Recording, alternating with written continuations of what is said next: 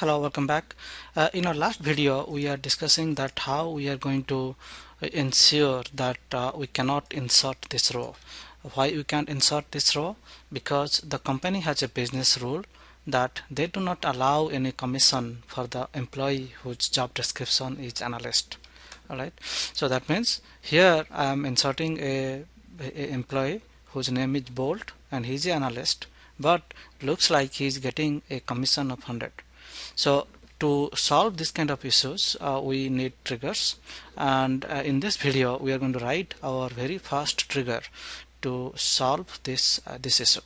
Okay, so basically what I'm going to do, I'm going to show you how you write the trigger, then I'm going to explain different things in that.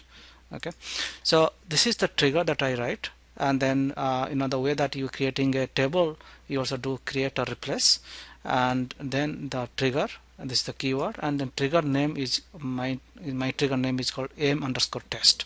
Okay, and then there are a couple of things here. Okay, so what is the event? Okay, and then what is the condition? Then what is the action? So in this case the event is insert. Insert on what? Insert on EMP. Okay, so the event is before insert on EMP. Then the condition is that whenever the job, okay, is analyst.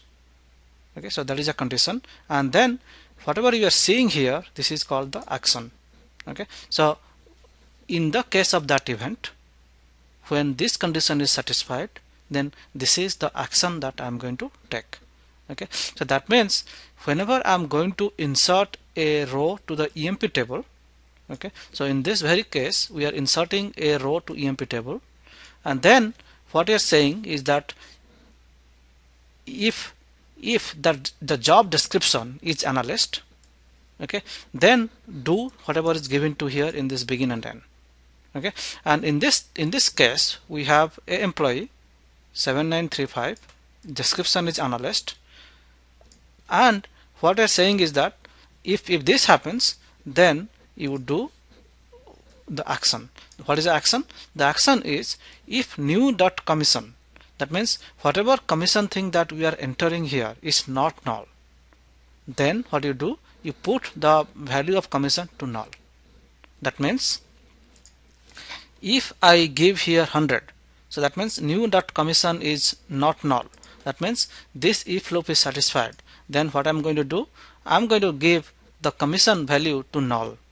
So that means even if somebody is inserting with this value of 100, because of the trigger, what we are basically inserting is null instead of 100 because of this statement.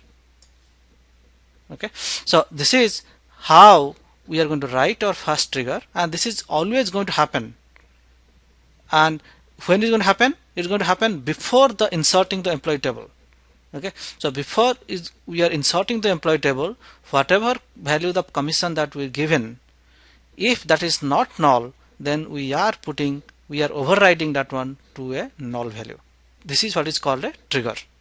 Okay, so based on this, the important clause here is called for each row.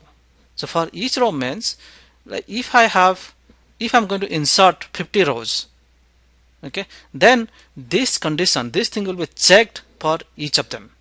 Okay, so essentially there are two kinds of trigger, either it can for row level or it can as a statement level. Okay, so that means either it can be, okay, so there are two types of trigger, either it can happen on the row level or it can happen on a statement level.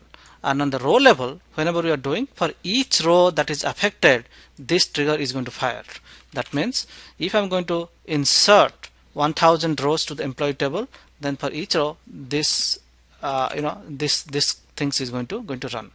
Okay, and when is going to run? If this action is going to happen only if we are giving job as the analyst. Okay, otherwise it's not going to fire.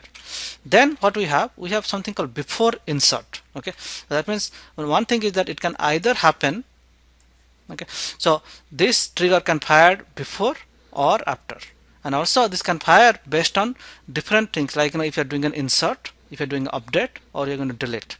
Okay, and also something else, like in case of a database schema change, we can do on shutdown, on startup, and those kind of things.